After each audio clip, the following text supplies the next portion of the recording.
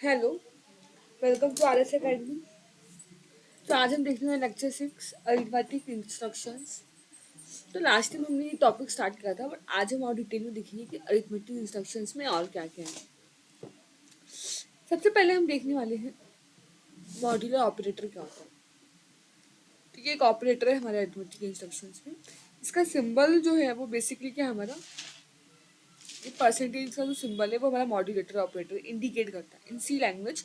अगर आपने कहीं भी अपने प्रोग्राम में ये देखा तो आपको समझ कि मॉड्यूलो साइन है। मॉड्यूलो साइन का काम क्या होता है कि ये हमेशा हमें रिमाइंडर रिटर्न करता है। अगर हमने डिवाइड किया तो ये हमें उसमें रिमाइंडर क्या है वो हमें बताता है। ठीक है, तो इसका काम है रिमाइंडर को बताना। नॉर्मली जैसे मैं आपको एग्जाम्पल दिया है, एग्जाम्पल में क्या है 7 डिवाइडेड बाई 3। अगर मैंने 7 को 3 से डिवाइड किया तो बेसिकली क्या होगा, 3 2 जा 6, इसकी 1 होने वाला है। इसमें ये क्या मिल गया हमें, ये तो हमें मिल गया क्वोशिएंट। और ये क्या है हमारा, बेसिकली ये हमारा रिमाइंडर है। Is that clear? ये हमारा रिमाइंडर हो गया। याद रखना है आपको कि जब भी आप मॉड्यूलर साइन का यूज करोगे आपको रिमाइंडर मिलने वाला है आंसर में। अगर आपका न्यूमरेटर पॉजिटिव में है तो आपको बाय डिफॉल्ट आपको पॉजिटिव में आंसर मिलने वाला है। अगर आपका न्यूमरेटर की वैल्यू नेगेटिव है तो आपको आंसर भी बाय डिफॉल्ट क्या मिलेगा, नेगेटिव मिलेगा। ना यहाँ तक कोई डाउट है? ये तो फिर हमेशा याद रखना कि मॉड्यूलर साइन, जहाँ भी मॉड्यूलर साइन दिख रहा है आपको इसमें से क्या ही मिलने वाला है, हमेशा आपको रिमाइंडर मिलेगा। हम एक प्रैक्टिकल करके देखते हैं। लेट्स रैपिड पे जाते हैं। हमने एक फाइल बनाई है remainder question dot C. Okay, तो सबसे पहले हम क्या करेंगे, सबसे पहले हम अपनी हेडर फाइल लिखने वाले हैं जो कि क्या है, हैश टैग इंक्लूड stdio.h। ये हमारी हेडर फाइल है जिससे हम इनपुट लेते हैं। एक मिनट, नाउ हम वेरिएबल बनाएंगे इंट। ए होगा हमारा, बी होगा हमारा, और हम रिमाइंडर करेंगे। फिलहाल हम किसके लिए, अगर मैं आपको फिलहाल बताऊं तो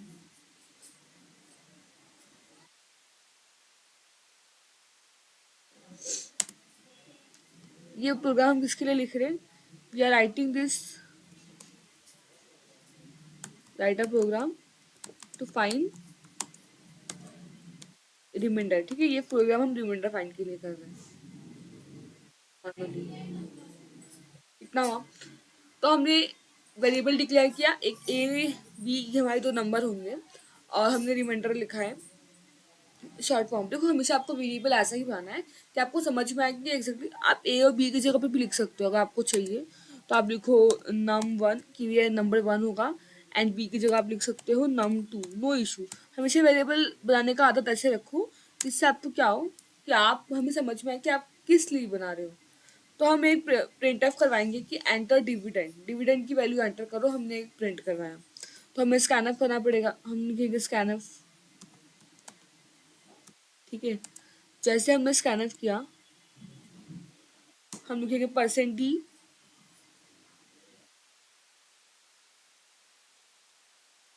एम्परसेंड नंबर। %d क्यों लिखा हमने, क्योंकि हमने बताया कि जो हमारा num1 है वो क्या है, वो इंटीजर डेटा टाइप है। तो इंटीजर डेटा टाइप के लिए हमारा डेटा स्पेसिफायर, जो भी हमारा फॉर्मेट स्पेसिफायर है वो क्या है, %d है।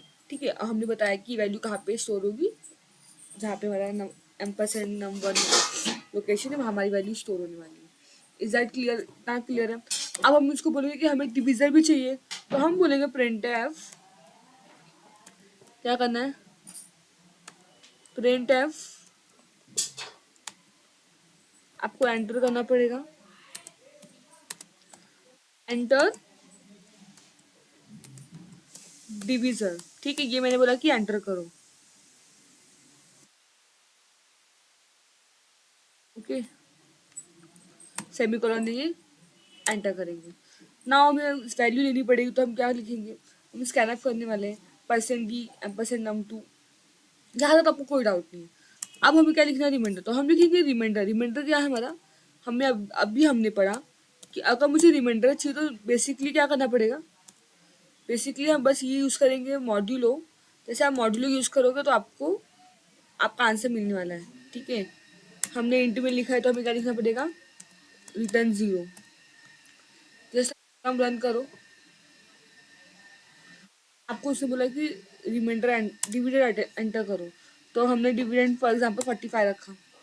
ठीक है, प्राइस एंटर करने के लिए बोल रहा है, समझे मैंने 6 लिया।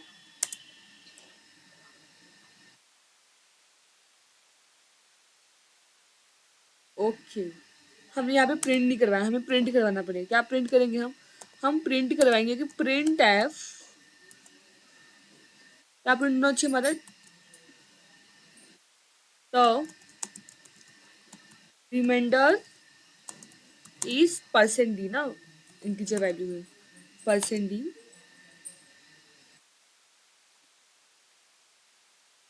num1 num2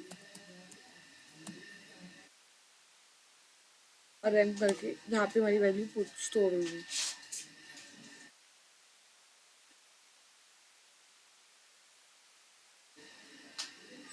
ना हमें रन करते हैं, एंटर डिविडेंड, तो मैंने एंटर किया 45। ठीक है, टीवी जाकर एंटर करने के बाद तो मैंने 6 एंटर किया। अब देखो यहाँ पे आपको बताया है कि आपका जो रिमाइंडर है वो कितना है, -6। ये हमें क्या देना है, ओके।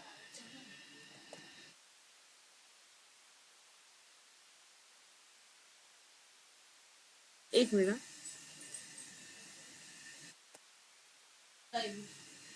ना, इसको रन करते हैं वापस से एक बार, क्योंकि हमारा ये आपको एड्रेस बता दिया उसने। लेट्स सी, मैंने डिविडेंड एंटर किया कितना, 46 करते हैं, फिर डिवाइजर एंटर करते हैं 7, तो बेसिकली आपको कितना मिल रहा है आंसर। प्रोग्राम रन करेंगे तो हमें अपना आंसर मिलेगा। Is that clear? बहुत ईजी है।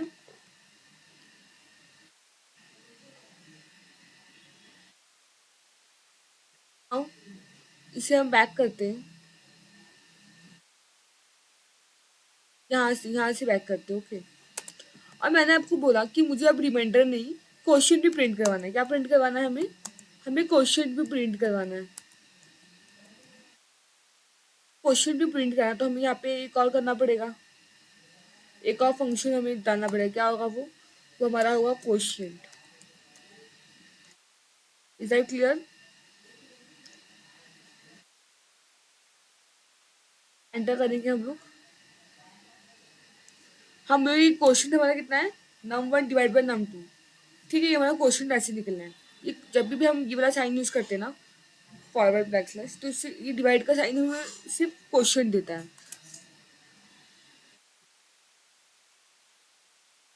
हाँ, रिमाइंडर कैसे देते हैं हम लोग, रिमाइंडर हमको मिलता है num1 डिवाइड बाई num2 से हमें रिमाइंडर मिलता है नॉर्मली।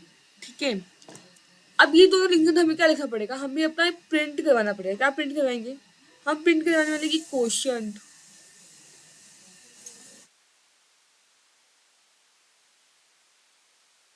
बेसिकली हम क्या प्रिंट करवाएंगे कि हमें अपने स्क्रीन में ये प्रिंट करवाना है, प्रिंट करो कि हमारा जो क्वेश्चन है, हमारा रिमाइंडर वो क्या हो, डिस्प्ले हो। ये हमें क्या करना है, बेसिकली हमें ये प्रिंट करवाना है।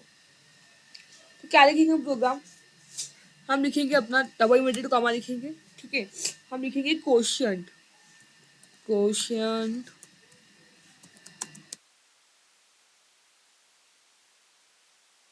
क्वेश्चन है किसका, इंटीजर नंबर का, तो हम लिखेंगे of percent D and percent D, तो है ना हमारे पास नंबर, तो हम लिखेंगे। तो बहुत सारे तरीके हैं आपको लिखने के लिए। अगर मैं आपको बोलूँ तो एक ही चीज, एक ही प्रोग्राम को आपको लिखने के बहुत सारे तरीके हैं। आप जैसे चाहो वैसे लिख सकते हैं। जैसे हमने इसमें लिखा कि तो क्वेश्चन जो हमारा होगा वो percent D and percent D इस परसेंट डी, मतलब जो परसेंट डी हमने क्यों लिखा है, हमें पता है कि हमारा ए क्या है, हमारा ए भी इंटीजर है, हमारा बी भी इंटीजर है। अगर मुझे उसका क्वेश्चन मिलेगा तो क्या मिलेगा, वो इंटीजर ही मिलने वाला है। नेचुरली तो हमारा यही होगा ना, हमें इंटीजर मिलेगा। Is that clear? नॉर्मली हम ऐसा करने वाले हैं। नाउ अगर हमने लिखा print f remainder is percent d rem तो भी चलेगा। तो आप चाहो तो ऊपर भी डायरेक्ट सिंपली लिख सकते हो परसेंट डी इस, इतना अगर आपको इतना नहीं लिखना है तो नो इशू एट ऑल, हम डायरेक्ट ऐसे भी लिख सकते हैं। लेट्स सी, यहाँ से मैं आपको बताती हूँ। डायरेक्ट आप क्या लिखो, आप लिखो क्वेश्चन इज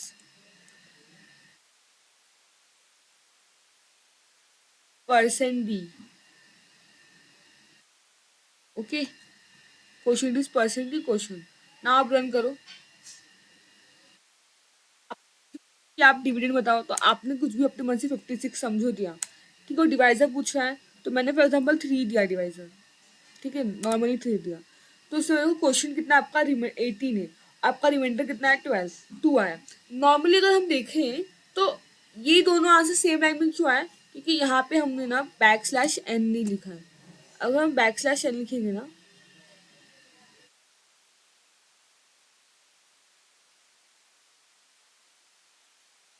अगर हम लोग बैक स्लैश एन लिखेंगे तो ये हमारा नेक्स्ट लाइन में आएगा।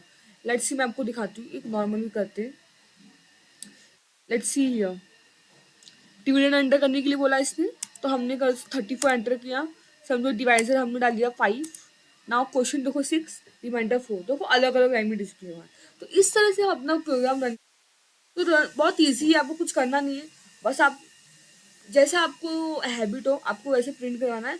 आप कुछ भी लिखो, बस सही होना चाहिए, आपका प्रिंट हो जाएगा।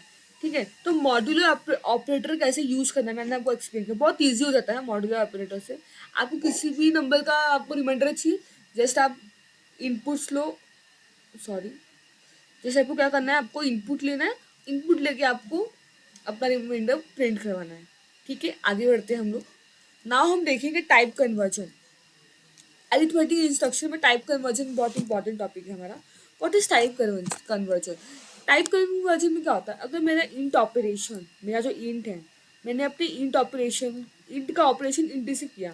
फॉर एग्जाम्पल अगर मैं दो इंट वैल्यू लेती हूँ, जैसे मैंने 5 है और 7, इनके बीच में प्लस प्लस के हमारा कोई ऑपरेशन है नॉर्मली।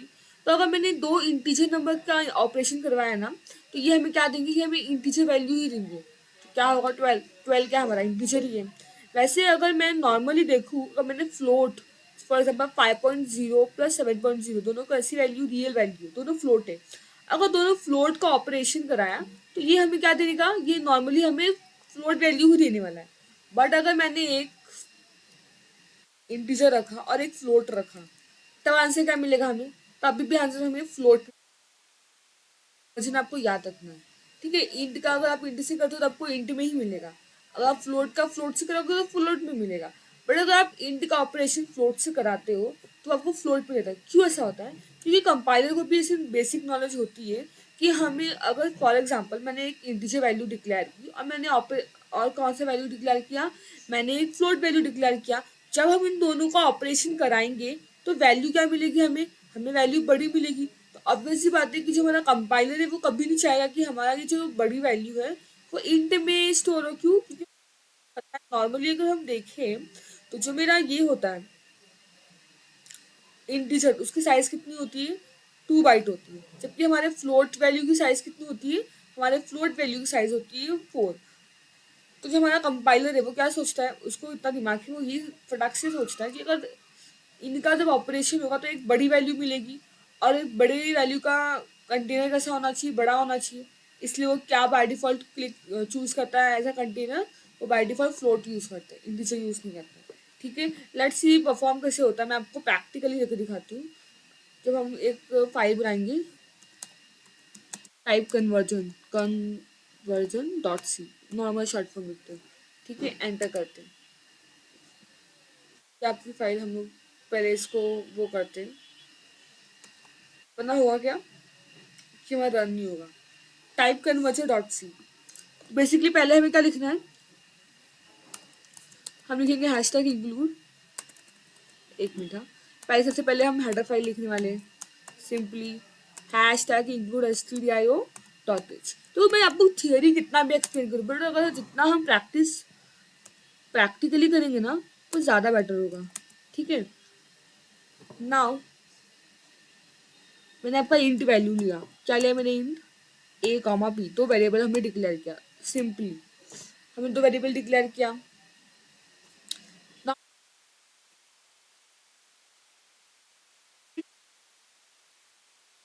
एफ एंटर करो एक की वैल्यू, मुझे स्कैन ऑफ करना पड़ेगा, percent d m percent a, ठीक है। फिर मैंने बोला कि प्रिंट कर वैल्यू, एंटर बी प्रिंट करने के लिए बोला, तो क्या होगा, नॉर्मली हमारा ये भी प्रिंट हो जाएगा, ठीक है। वापस से हम स्कैन ऑफ लिखेंगे, तो scan of percent d m percent b, ये भी हमने लिख लिया। अब क्या होगा हमारा, हम एक और, मैंने आपको एक और फोल्डर बना, एक और वेरिएबल बनाया मैंने सम का, ठीक है। और मैं बोल रही हूँ कि जो मेरा सम है, सम इज इक्वल टू क्या होना चाहिए, ए प्लस बी होना चाहिए, normally sum is equal to a plus b होना चाहिए, ठीक है। इतना हमने लिखा। फिर हमने बोला कि प्रिंट करो सम इस परसेंट डी सम, अब अभी प्रिंट करने को बोला है। जैसे हम इसे प्रिंट करेंगे ना,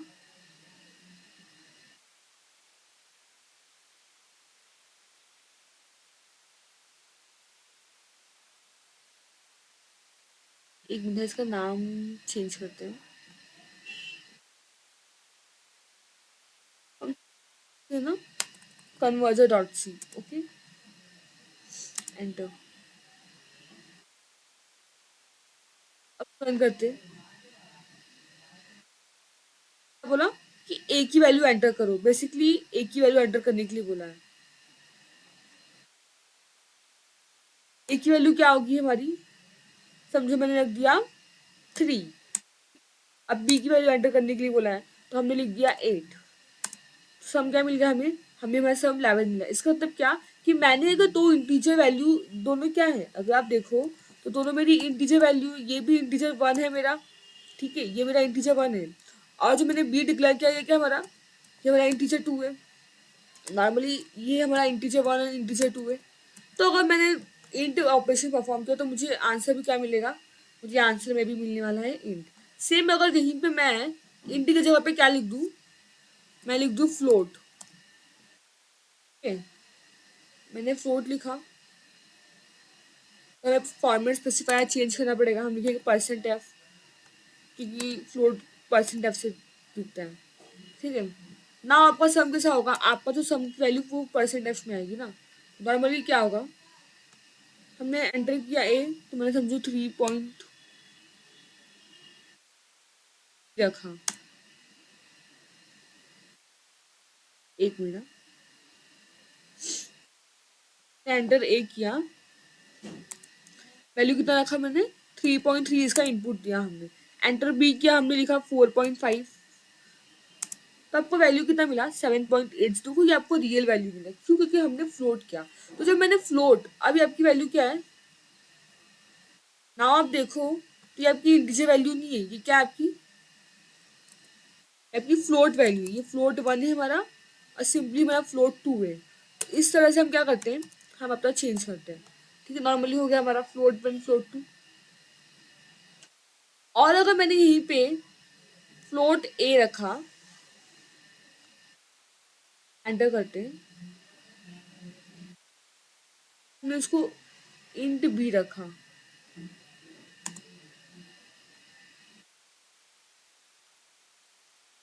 यहाँ पे भी हम लिखेंगे ये,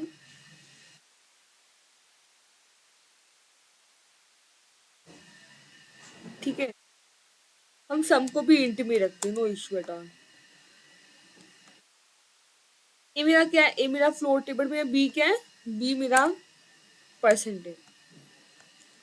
नाउ अगर आप देखो, हम इसे, सम भी हमारा इंटीजर में है ना, तो हम परसेंट, इसे हम रन करते तो क्या होगा,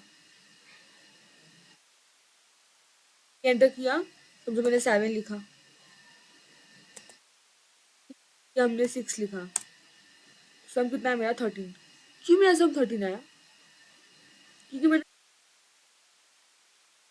अच्छी, इसलिए मेरे को 13 आया। जबकि अगर मैंने सम को बोला होता, सम क्या है हमारा, सम हमारा फ्लोट वैल्यू है, क्या है फ्लोट, ओके। अब आप रन करो, रन करोगे, वैल्यू हमने लिखो 4 लिखा और पाई लिखा, देखो 9.00। मतलब अगर आपने एक फ्लोट लिया और एक इंटीजर लिया, लेकिन आपने फिर उसको फ्लोट में स्टोर कराया, तो आपको हमेशा क्या मिलेगा, आपको फ्लोट वैल्यू मिलेगी, इंटीजर वैल्यू नहीं मिलेगी, क्योंकि उसे पता है ना क्या चाहिए, जैसा नंबर चाहिए जिनके पास कंटिन्यूस आता हूँ। तो ये सारे हमारे टाइप कन्वर्जन आपको पता होना चाहिए। आई होप आपको समझ में आया होगा।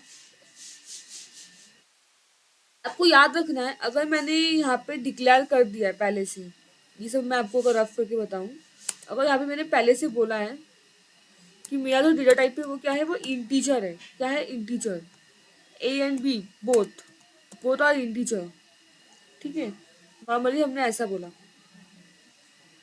और मैं आपको क्या दे रही हूँ, ए बी के साथ आपका जो सम वैल्यू है वो भी क्या इंटीजर है, ठीक है। और मैं अगर आपको यहाँ पे हमने परसेंट लिखा, मैं आपको उधर रन करवाती हूँ, ठीक है। लेट्स सी क्या होगा। एक मिनट, हमने कहीं पे तो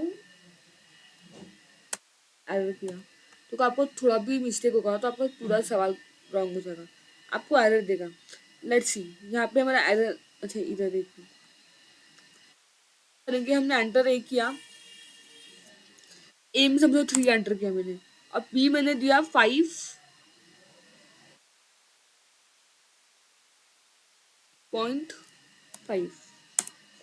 तो आपको आंसर 8 मिल रहा है। क्यों 8 मिल रहा है, मैंने यहाँ पे फ्लोट वैल्यू दी है 5.5, बट हमें आंसर फ्लोट में नहीं मिल रहा, क्योंकि मेरा इंटीजर कैसा है, मेरा जो वेरिएबल है उसका डेटा टाइप क्या है, मेरा उस वेरिएबल का डेटा टाइप इंटीजर है।